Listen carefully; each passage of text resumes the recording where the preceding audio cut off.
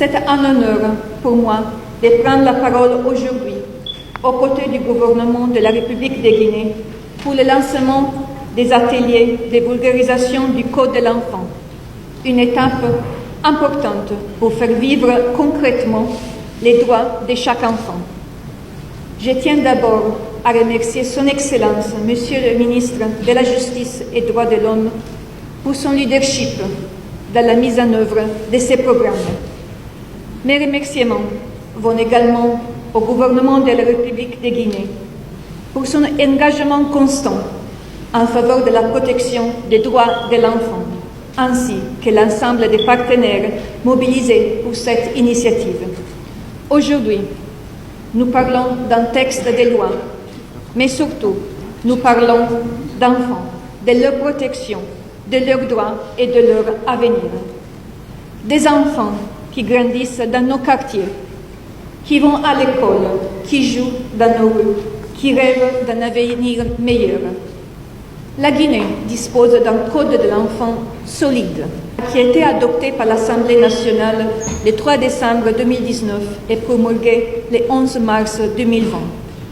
Depuis l'adoption du code de l'enfant, plusieurs activités ont été menées pour assurer l'application effective du code dans la protection des enfants, notamment plus de 300 acteurs de la chaîne pénale, notamment les magistrats, les avocats, officiers, la police judiciaire, le personnel pénitentiaire, les éducateurs ont bénéficié de renforcement des capacités sous la nouvelle disposition du Code, avec un accent sur les alternatives à la détention. En outre, plus de 5000 exemplaires du Code ont été édités et distribués dans les cours et tribunaux du pays. Mais une loi ne protège réellement lorsqu'elle est connue, comprise et appliquée par tous, magistrats, enseignants, forces de l'ordre, travailleurs sociaux, mais surtout familles et communautés. Ces ateliers, qui sont issus de plusieurs années de collaboration avec le ministère de la Justice et l'UNICEF, se déroulent dans les 13 communes de la ville de Conakry. La mise en œuvre de cette activité de vulgarisation se fera en collaboration stratégique avec les acteurs de la protection des enfants dans les différentes communautés, notamment en collaboration avec le ministère de la Femme, de la Famille et de Solidarité. Il vise précisément un objectif très important, faire vivre ce code dans les réalités quotidiennes et renforcer de manière durable les systèmes de protection de l'enfant à tous les niveaux, dans les tribunaux et les commissariats, dans les écoles et services sociaux, dans les mairies et dans les communautés.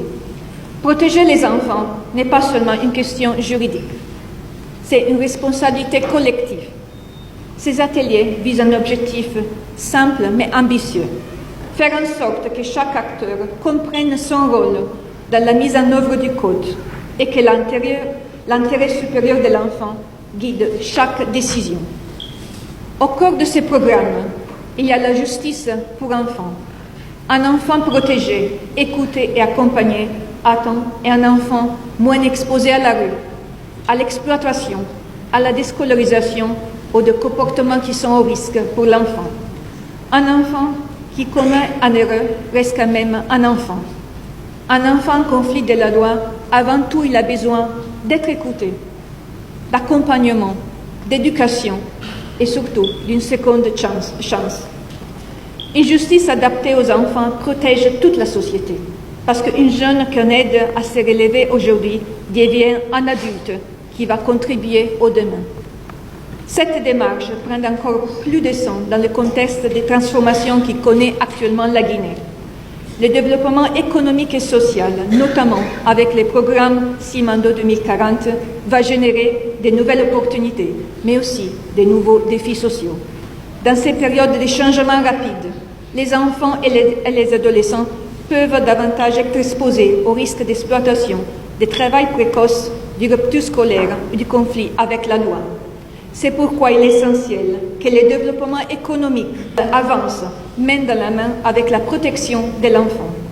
Investir dans la protection de l'enfant, c'est investir dans l'avenir du pays. C'est aussi garantir que la croissance bénéficie à tous, en particulier aux enfants les plus vulnérables. Permettez-moi de conclure avec cette conviction. Chaque enfant protégé aujourd'hui est une promesse pour demain. En faisant vivre le Code de l'enfant dans toutes les communes du Grand Conakry, la Guinée fait un choix fort, celui de l'espoir, de la dignité et d'un avenir meilleur pour chaque enfant. L'UNICEF restera pleinement engagé aux côtés du gouvernement et du peuple de Guinée pour que chaque enfant puisse grandir en sécurité, apprendre, rêver et réaliser tout son potentiel. Je vous remercie.